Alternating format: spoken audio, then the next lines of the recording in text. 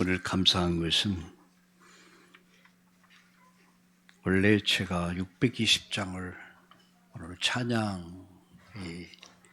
넣는데 타이핑하면서 아니면 제가 잘못 이렇게 했는지 460장을 찬양을 하는데 제가 은혜를 많이 받았어요. 인간의 실수 속에서도 하나님은 일하신다. 나는 실수하는 것 같은데 하나님 그 실수 속에서도 하나님은 하나님의 일을 이루어 가신다는 사실입니다. 오늘 여러분 하나님의 은혜가 여러분에게 있기를, 또 우리 전주 용인 서울에 함께하는 우리 모든 지체들에게 넘치기를 주의 이름으로 축원합니다. 사람은 많은 것을 보고 들으면서 배웁니다. 보고 듣는 것이 사람의 행동을 만듭니다. 그리고 그 행동이 반복되면 습관이 됩니다. 습관이 결국은 그 사람의 인생을 만드는 겁니다. 그래서 어느 책에 보니까 습관이 인생을 만든다, 이런 책이 있더라고요. 좀 읽어보니까 굉장히 유익한 책이었습니다. 습관이 인생을 만든다. 우리에게는요, 거룩한 습관을 길들여야 합니다. 바늘도둑이 소도둑 된다는 말이 있잖아요.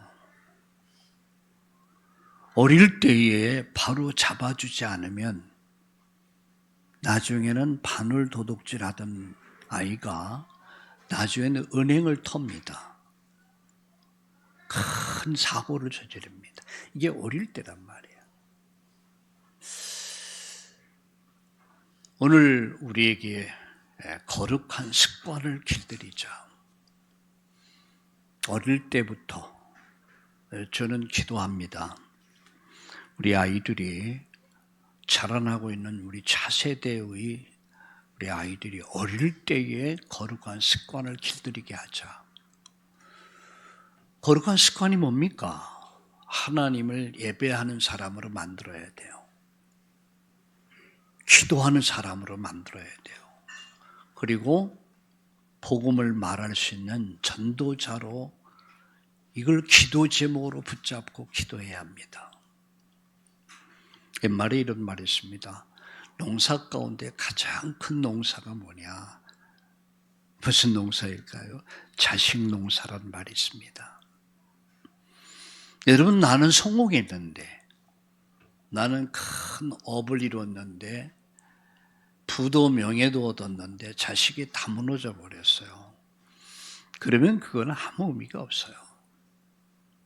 그런데 여러분이 많이 힘들고 어려웠지만 자녀들이 믿음 위에 딱 서가지고 하나님 말씀에 순종하는 성령의 사람으로 세워진다면, 하나님 앞에 쓰임받는 사람이 된다면 그만큼 보람 있는 일이 어디 있겠습니까? 거룩한 습관. 그래서 아이를 일찍 자고 일찍 일어나는 습관도 중요하지만 하나님을 아는 지식으로 어릴 때부터 오늘 이 축복이 있기를 바랍니다. 그래서 이번에 우리 주일학교의 조직을 새롭게 하면서 그 아이의 영적 상태를 위해 기도해주고 삶을 도와주고, 그리고 어릴 때에 하나님을 만날 수 있도록 기도하자. 평생 잊지 못합니다. 어떤 선교사님이 저에게 문자를 보냈습니다. 자기의 신앙 간증을 했더라고요. 그분이 하는 말이, 자기도 어릴 때 어느 감리교에 나갔다가 선생님 말씀을 들으면서 큰 감동을 입었고 그 후 인생이 바뀌었다. 그래서 오늘 선교사가 될 수 있었다. 그런 얘기를 쭉 들으면서 읽으면서 굉장히 감동을 받았습니다. 우리 참나온 교회에 속한 모든 아이들이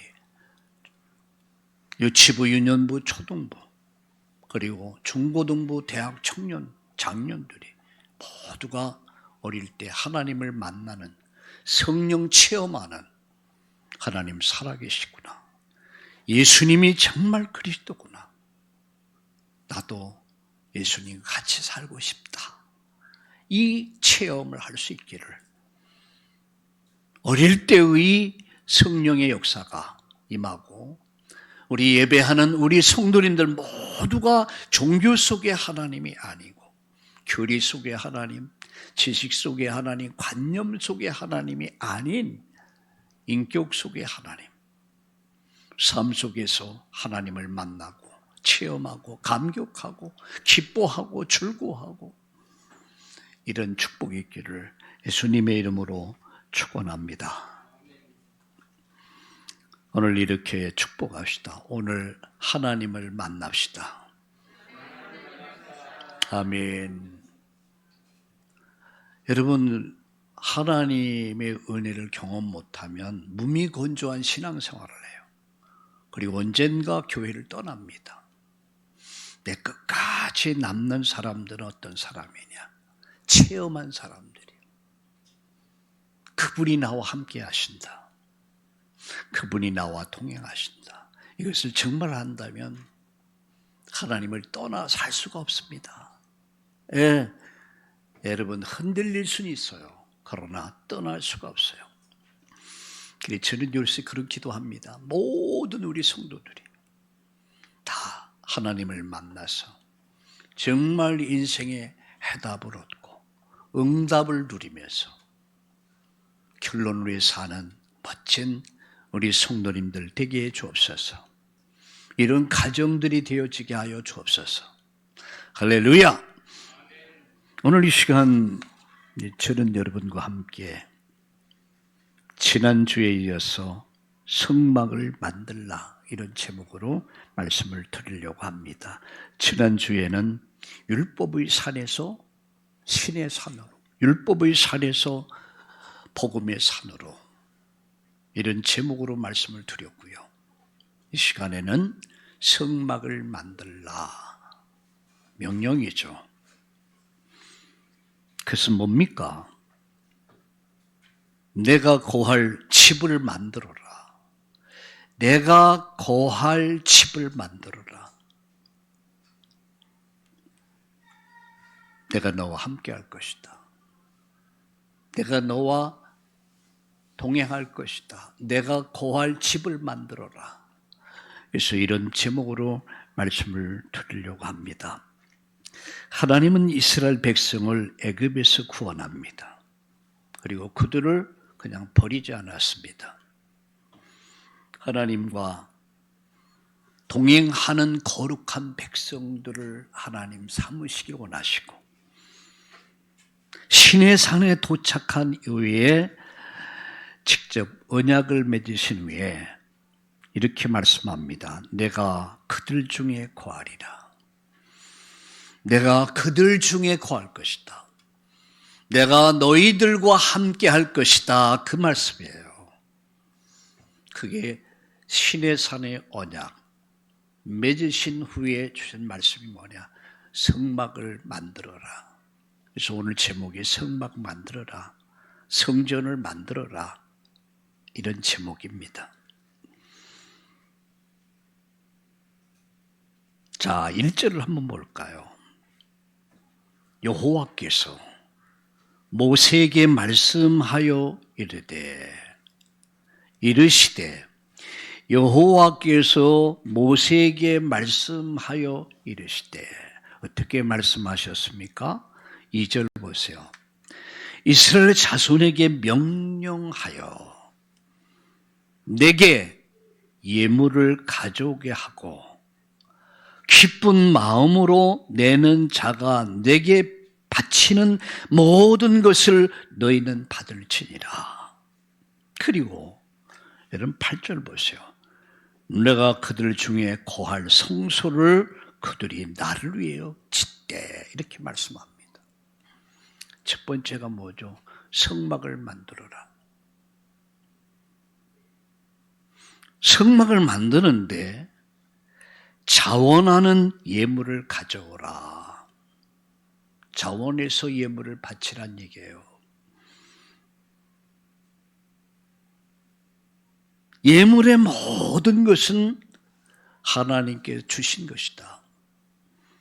금, 은, 동, 청색, 실 등 소중한 예물을 바칠 것을 요청합니다.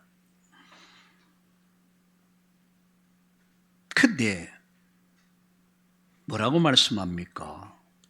2절 다시 봅니다. 이스라엘 자손에게 명령하여 내게 예물을 가져오라 하고 기쁜 마음으로 내는 자가 내게 바치는 모든 것을 너희는 받아라. 모세에게 하시는 하나님 말씀입니다. 성전을 지을 것을 명하시면서 하신 말씀입니다. 하나님 명령이죠. 예물을 가져오라.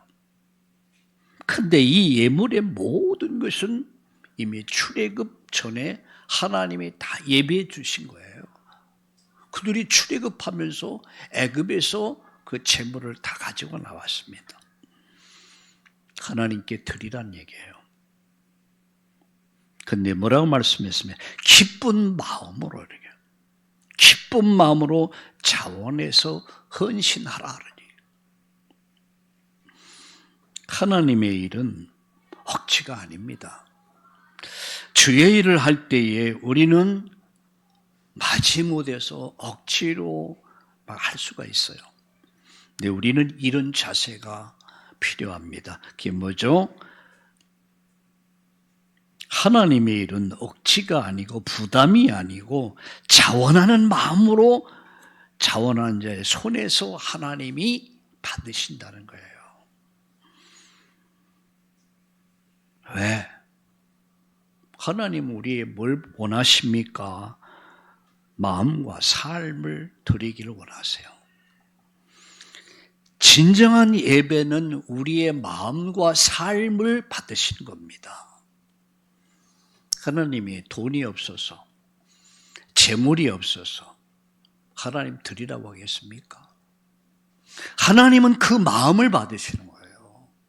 그 중심을 받으시는 거예요. 삶을 받으시는 겁니다. 우리의 시간을 원하십니다. 우리의 물질을 원하십니다. 우리의 열정을 원하십니다. 우리가 하나님 앞에 예배 드리는 것. 여러분 일주일이라고 하는 이 날을 우리에게 주셨어요. 주일날은 하나님께 온전히 드리는 날입니다. 이 날만큼은 하나님께 구별해서 하나님께 드리는 날이에요. 여러분 우리가 11조를 드릴 때에 이런 자세를 가져요. 내 것을 드린다고 하면 안 됩니다. 내 것이 아닙니다. 하나님이 주신 것 가운데서 하나님께 드릴 때에 기쁨으로 자원하는 마음으로 드려야 돼요. 내 겁니까? 사실 내게 아무것도 없어요. 욥이 이 사실을 깨달았어요. 욥이 얼마나 행복했습니까? 동방에서 가장 갑부였어요. 아주 잘 나가는 그런 탄탄대로를 걷는 그야말로 대단한 사람이었습니다. 존경받는 인물이었어요. 그럼 아쉬워요. 부자였습니다. 자식이 10명이었습니다. 자녀가 10명이면 뭐 부자였다, 10명이다. 얼마나 여러분 화려했습니까? 그런데 그 부가 하루아침에 다 무너져 버렸어요. 도적이 떼가 몰려와서 그 재산을 다 탈취해 갔어요. 다 뺏어가 버렸어요. 하루아침에 알거지가 돼 버렸어요. 여러분 그 심정이 어땠을까?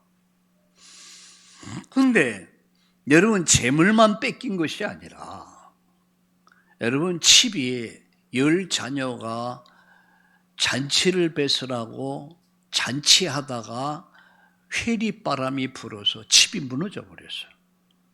한 명도 살아남지 않고 다 죽임을 당해요. 여러분 자식이 조금 아프기만 해도 마음이 아프잖아요. 아이고 마음이 아프고 내가 차라리 아플 걸. 안쓰럽잖아요.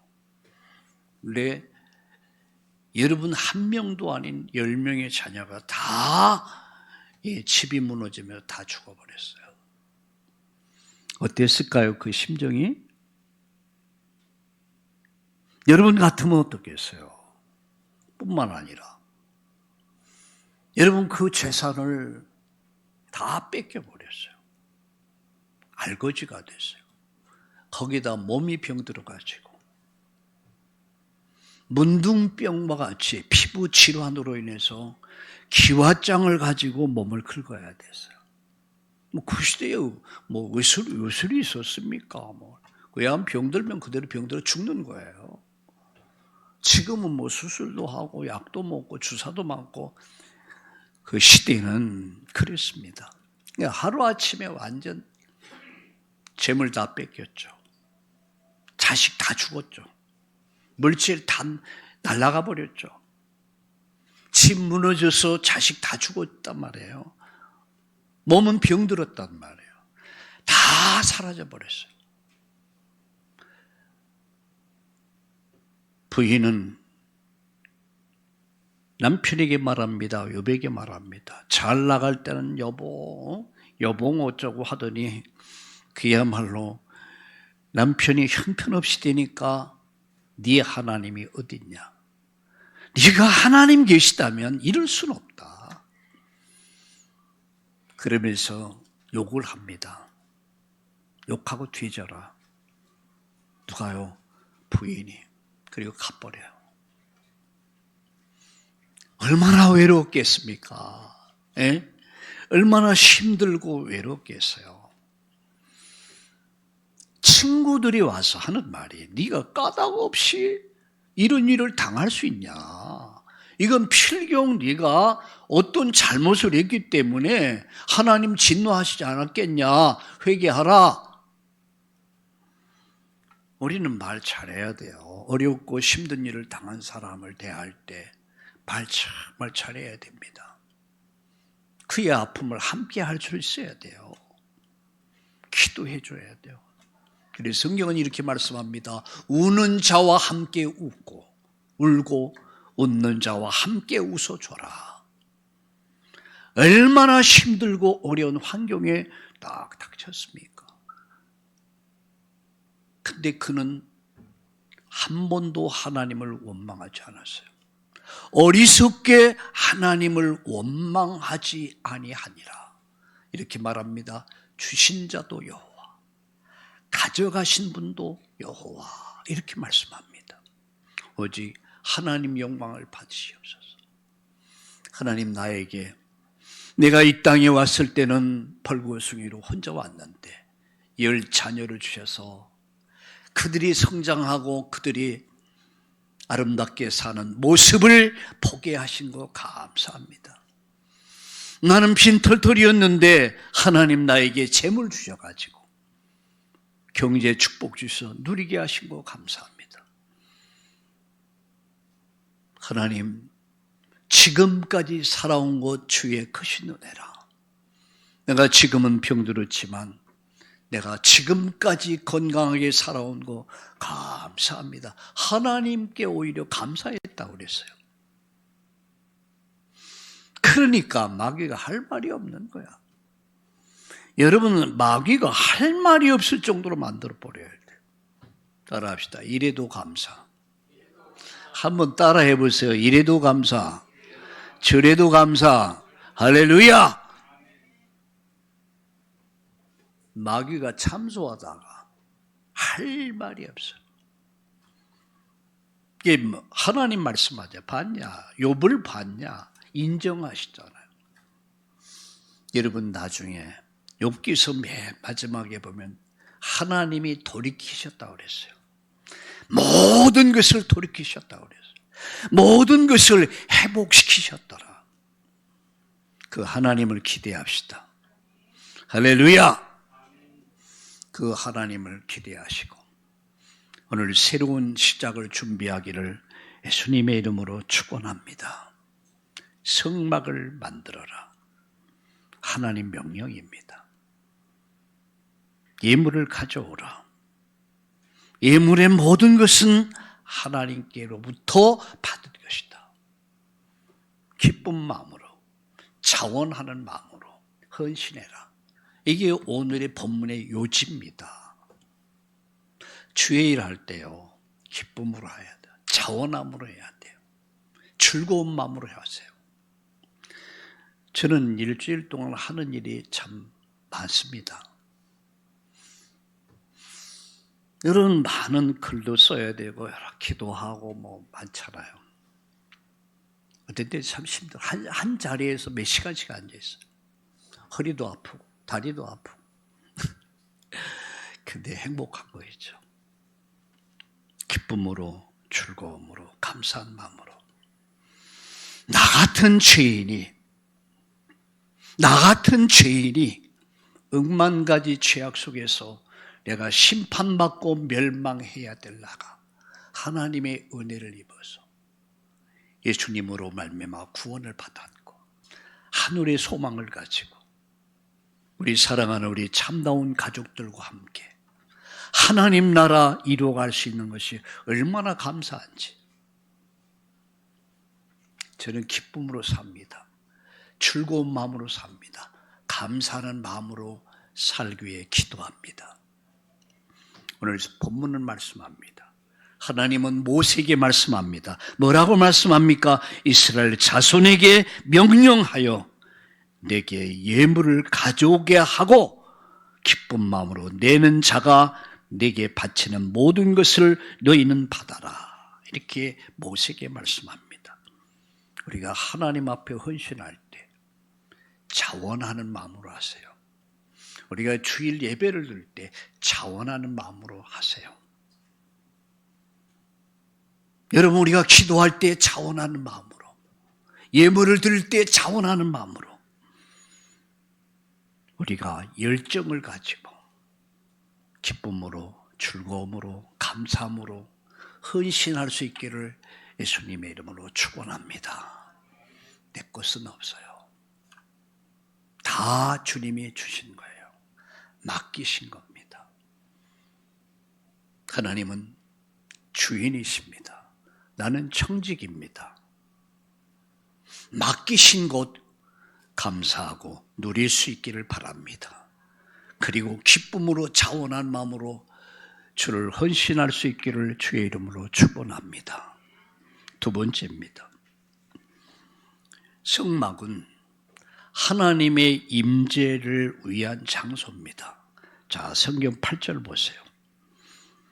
내가 그들 중에 고할 성소를 그들이 나를 위해서 짓되 그들이 나를 위해서 짓되 내가 고할 집을 그들이 나를 위해서 지어라. 이런 말씀입니다. 그 집은 어떤 집입니까?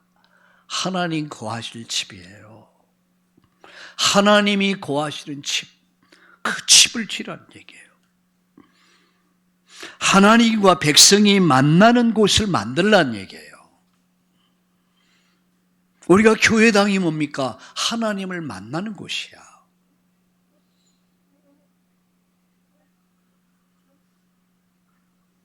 내가 그들 중에 거할 집을 만들어라. 그게 성소입니다. 이게 회막이라고 그러죠. 성막이라고 합니다. 그러니까 성전이 제도가 만들어지기 전 제도가 뭐냐? 회막 제도죠. 성막을 만들어라. 이 성막이 뭡니까? 하나님 백성이 하나님을 만나는 곳이야. 그게 교회당입니다. 그게 교회입니다.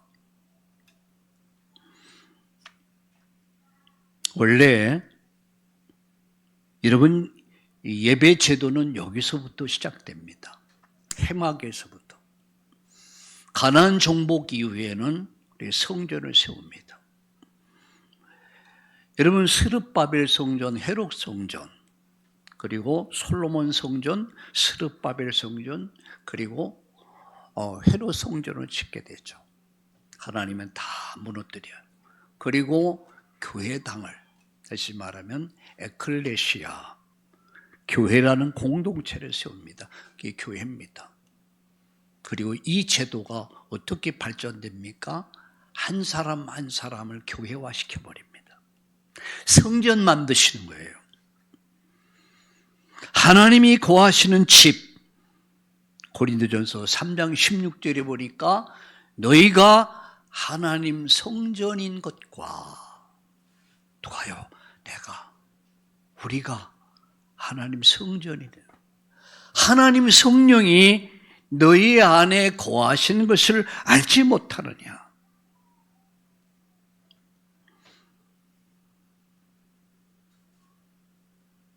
예수님은 우리 가운데 성막으로 오신 거예요. 요한복음 1장 14절에 보니까 하나님이 우리 가운데 거하기 위해서 우리 가운데 거하시고 우리를 성전 삼으셔서 그리고 우리 가운데 임하신 거예요. 성령의 임재죠. 우리가 예수님을 나의 주 나의 하나님으로 영접할 때 그분이 나를 성전 삼으시고 내 인생 속에 오시는 거예요. 말씀이 육신 되어 이렇게 말씀합니다. 여러분, 교회와 성도는 오늘의 뭐죠? 성막입니다. 자, 고린도전서 3장 16절에 네가 하나님 성전이다. 하나님 성령이 너희 안에 거하는 것을 알지 못하느냐. 고린도전서 6장 19절을 우리 함께 찾아 읽어보겠습니다. 고린도전서 3장 6장 19절. 다 함께 고린도전서 6장 19절을 같이 읽겠습니다. 고린도전서 6장 19절, 20절을 읽겠습니다. 필수는 269페이지가 되겠습니다. 같이 읽겠습니다. 너의 몸은 너희가 하나님께로부터 받은 바 너희 가운데 계신 성령의 전인 줄 알지 못하느냐. 너희는 너희 자신의 것이 아니라 값으로 산 것이 되었으니 그런즉 너의 몸으로 하나님께 영광을 돌리라.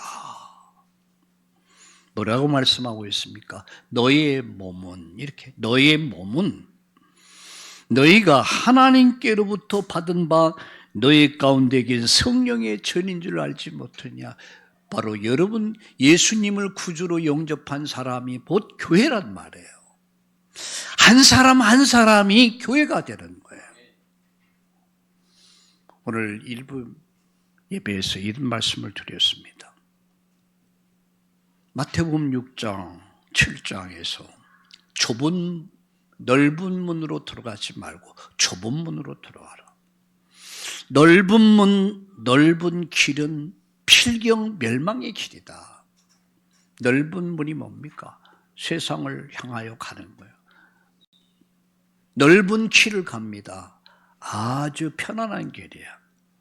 굉장히 자유로운 길이야. 아무렇게 해도 그 길은 갈 수 있어요. 그러나 그 길은 멸망의 길이라고 그랬어요. 너희 다 멸망의 길을 가지 말아라. 좁은 문, 좁은 길은 힘들지만 협착하고 아무나 들어갈 수 있는 게 아니야. 한 사람씩만 들어가. 그리고 그 길은 좁은 문이기 때문에 많은 것을 포기해야 돼. 많은 걸 내려놔야 돼. 그렇기 때문에 많은 사람들이 찾는 이가 적다고 그랬어요. 자, 이 길이 뭡니까? 예수님 자신이 곧 생명의 길이란 말. 예수님 자신이 생명의 문이다. 나로 말미암지 않고는 아버지께로 올 자가 없다. 천국 갈 수 없다는 얘기예요. 그 문은 좁고 협착하다고 그랬어요. 아무렇게 살아가지고 그 문을 통과할 수가 없습니다. 오직 예수님만을 통해서, 예수님이 곧 그 문이란 말이에요. 나는 곧 길이요 진리요 생명이다라고 그랬어요. 예수님은 생명의 문입니다. 예수님으로 말미암지 않고는 그 문을 통과할 수가 없습니다. 주 예수를 믿어라. 그리하면 너와 네 집이 구원을 얻으리라. 예수 믿지 않으면 구원받을 수 없습니다. 하나님 만날 수 없습니다. 천국 갈 수 없습니다. 영생 얻을 수 없습니다. 결과는 멸망이란 말이에요. 좁은 문으로 들어가기를 힘써라 이렇게 말씀합니다. 좁은 문 누굽니까? 예수님 자신입니다. 좁은 길이 뭡니까? 그분의 말씀입니다. 예수님의 이름, 그분의 말씀 붙잡아라는 얘기예요. 이번 한 주간도 여러분 오직 예수님 그 이름 붙잡고 그분의 말씀을 쫓아 여러분 비록 좁은 길이지만 여러분 힘들고 어려울 수 있겠지만 우린 세상 사람들과 같이 그냥 막 사는 사람들이 아니에요. 예, 좁은 문은 오직 예수야. 좁은 길은 그분의 말씀이야. 예수 그리스도의 그 언약과 그분의 말씀 붙잡고 이번 한 주간 모든 현장에서 여러분 승리하기를 예수님의 이름으로 축원합니다. 우리의 눈으로 보기엔 형편없어 보여도 여러분 자신이 볼 때도 인정하고 싶지 않을 정도로 연약해 보인다 할지라도 세상의 많은 환경이 나를 속인다 할지라도 사람들을 볼 때 낙심될 수 있다 할지라도 우리의 가는 길은 생명의 길입니다. 예수님은 생명의 문입니다. 그분의 말씀은 생명의 길입니다. 그 말씀 붙잡고 믿음의 여정을 시작하는 한 주간 되기를 예수님의 이름으로 축복합니다. 축복합니다. 마지막 성막은 하나님 방식대로 지어야 된다. 자, 9절 볼까요? 물은 내가 내게 보이는 모양대로 장막을 짓고 기구들도 그 모양을 따라 지을지니라. 이 말씀이 뭡니까? 성막은 하나님 방식대로 지어야 된다는 거예요. 하나님의 설계도에 의해서 성막의 모든 구조 기구는 하나님이 작정하시고 설계한 대로 해야 된다는 거예요. 오늘 예배도 하나님 방식으로 예배해야 됩니다. 하고 싶으면 하고 말고 싶으면 마는 게 아닙니다. 시간이 나면은 하고 안 나면 안 하고 예배 안 하고 그게 아니에요. 우리 한번 따라합시다. 예배는 생명이다. 할렐루야. 저는 그렇게 배웠습니다. 제가 섬기던 교회 목사님이 그런 자세를 갖고 주로 섬기더라고요. 저는 교회에 나간 지 몇 개월 안 돼서 새벽 기도를 하는 걸 봤어요. 아, 저게 새벽 기도. 아, 나도 새벽 기도 하고 싶다. 그날서부터 지금까지 왔어요. 저는 주일 예배를 드리면서 아, 예배는 저렇게 드리는 거구나 봤습니다. 그리고 저도 이런 생각을 했어요. 아, 나도 예배를 드려야겠구나. 그러면서 지금까지 왔어요. 전 미안한 얘기지만 앞뒤가 칵 맥힌 사람같이 보이지만 저는 제 여동생 결혼식 할 때 제가 결혼식 안 갔습니다. 내 동생이에요. 하나밖에 없는. 내 형님이 결혼할 때 주일날 했어요. 나 미리 얘기했어요. 나는 주일날 예배 드려야 된다. 노발대발 하더라고요. 그래 하여. 너 오지 마라. 난 네 결혼할 때 안 가. 내 동생 마찬가지였어요. 싸움이 일어나고 그래도 나는 단호하게 말했습니다. 나는 예배 드려야겠다. 비록 내 형제라 할지라도 나는 하나님 앞에 서기 원한다. 그로 인해서 미움을 참 많이 받았어요. 그런데 저는 마음속에 그런 마음이 생기더라고요. 아, 예배 드려야겠구나. 하나님 앞에서 적당히 대강이 아니다. 그때부터 지금까지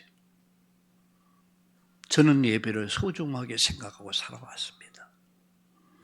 저는 이 말씀을 준비하면서 그런 생각을 했어요. 하나님 설계대로 성막의 모든 구조, 기구가 다 하나님이 작정하시고 설계하셨어요. 예배 제도도 마찬가지입니다. 내 마음대로, 내 고집대로, 내 방법대로 적당히 아니에요. 우리는 하나님 앞에 서는 것은 타협이란 없습니다. 타협하는 게 아닙니다. 결단해야 돼요. 예배를 결단하세요. 기도를 결단하세요. 알아주든 안 알아주든 상관이 없어요. 생명이야. 예배는 생명이다. 여러분 깨닫기를 주님의 이름으로 축원합니다. 사람의 방식이 아닌 하나님 뜻을 따라야 돼요. 인간 중심이 아닌 하나님 중심이 돼야 돼요. 이것을 보여줘야 돼요. 누구에게? 세상 사람들에게. 내 자식들에게 보여줘야 돼요. 엊그제 어떤 분과 그런 통화를 했습니다. 교육 가운데 가장 최고의 교육이 뭐냐? 보여주는 교육이다. 부모는 이렇게 섬기는 것이다. 보여줘라. 하나님은 이렇게 섬기는 것이다. 보여줘라. 예배는 이렇게 드리는 것이다. 하나님 앞에 감사는 이렇게 하는 것이다. 11조는 이렇게 하는 것이다. 원아메이커가 엄마에게 뭘 배웠습니까? 헌금하는 걸 배웠어요. 평생 헌신의 삶을 살아. 어떤 복을 받았습니까? 세상에 감당할 수 없는 엄청난 축복을 하나님 쏟아 부어주셨어요. 우리에게 뭐가 필요합니까? 믿음의 결단이 필요해요. 예배 결단이 필요해요. 헌신의 결단이 필요해요. 오늘 성경은 이렇게 말씀하고 있습니다. 하나님 설계대로 성막의 모든 구조 기구가 하나님이 설계하신 대로 예배 제도도 그렇게 해야 된다는 거예요.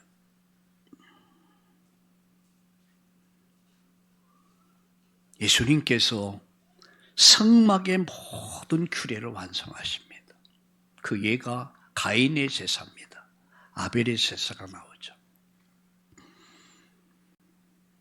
가인과 아벨이 제사를 지냅니다. 예배를 드렸단 말이에요. 가인의 제단은 온갖 화려한 것이 가득했습니다.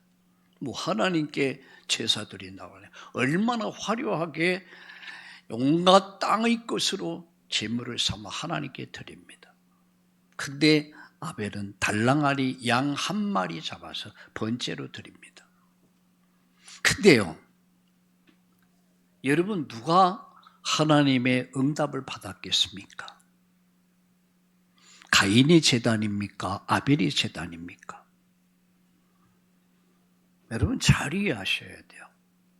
얼른 생각하면 가인의 제단이 화려하고 막 엄청나지 않습니까? 근데 아벨의 제단은 양 한 마리야. 차이가 뭡니까? 하나님이 가인의 제사를 받지 않았어요. 가인의 예배를 받지 않았단 말이에요. 아벨의 예배를 받으셨어요. 아벨의 제단을 축복하셨어요. 뭐 때문입니까? 왜 하나님이 가인을 버리고 아벨을 택했습니까? 이유는 하나님의 계획대로, 하나님 방법대로 하나님을 예배한 거예요. 거기에 뭐가 있었습니까? 피가 있었어요. 자, 성경 말씀 한 절 봅시다. 히브리서 9장 12절을 보세요. 히브리서 다 함께 성경을 찾아보세요. 9장 12절을 같이 읽겠습니다. 같이 읽겠습니다. 염소와 송아지 피로 아니하고 오직 자기 피로 영원한 속죄를 이루사 단번에 성소에 들어가셨네. 영원한 속죄를 이루셨어요. 무엇을 말씀하죠? 단번에 영원한 속죄를 이루셨다. 양과 염소의 피를 가지고 제물을 드릴 때마다 양을 드리고 소를 드려야 됐는데 예수님께서 온갖 죄를 다 짊어지시고 영원한 속죄를 이루셨단 말이에요. 성경 말씀 한 절 더 보겠습니다.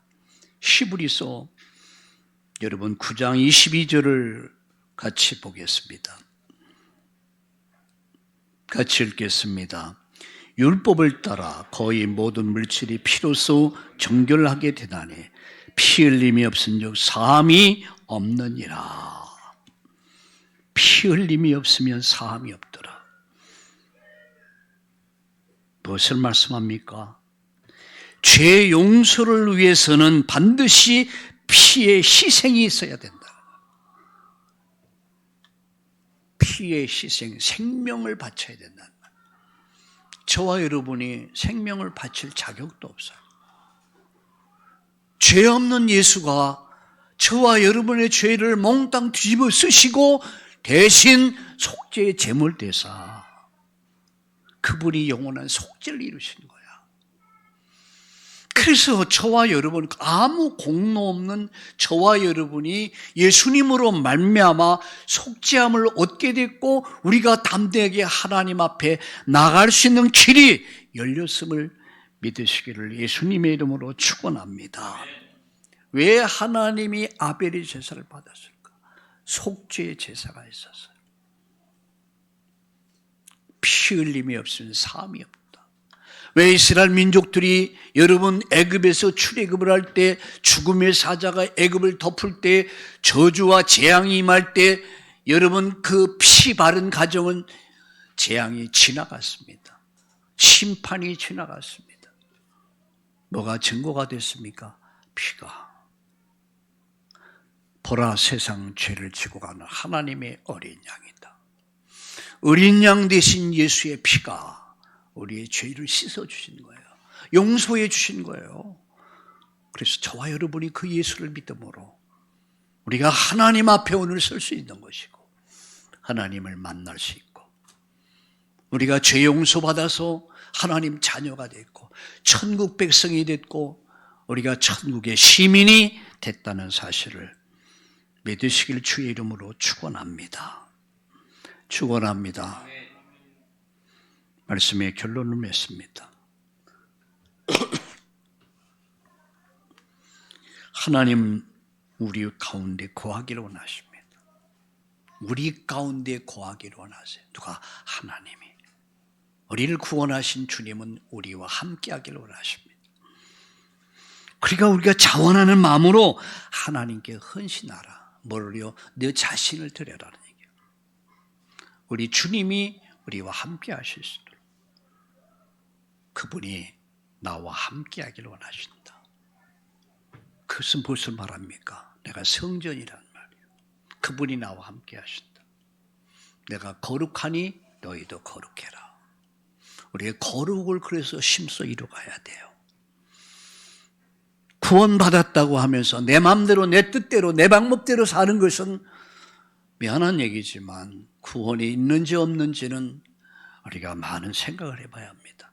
정말 구원받은 사람 맞다면 그분이 거하실 성전이란 말이야.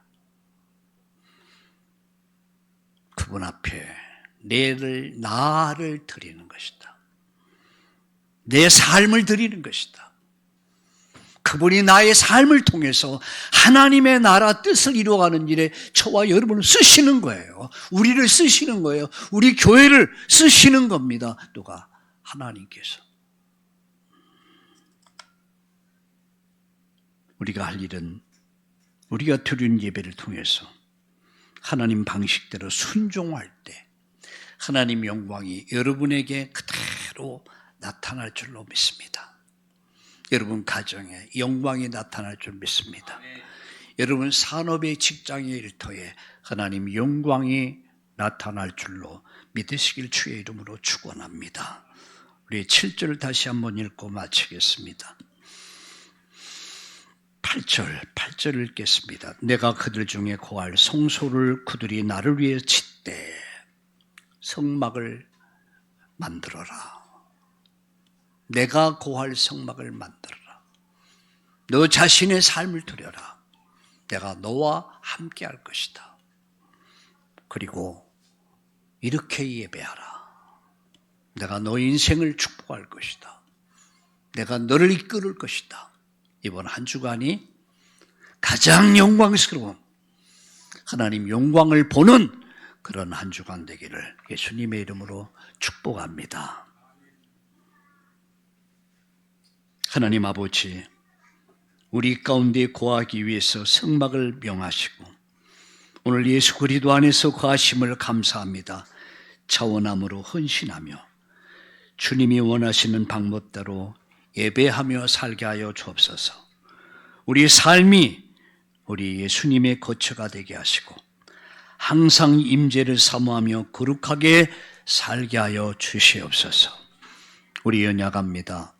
많이 부족합니다.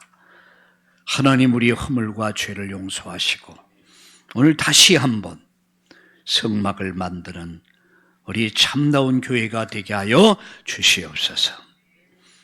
예수님의 이름으로 감사하며 기도드리옵나이다. 아멘.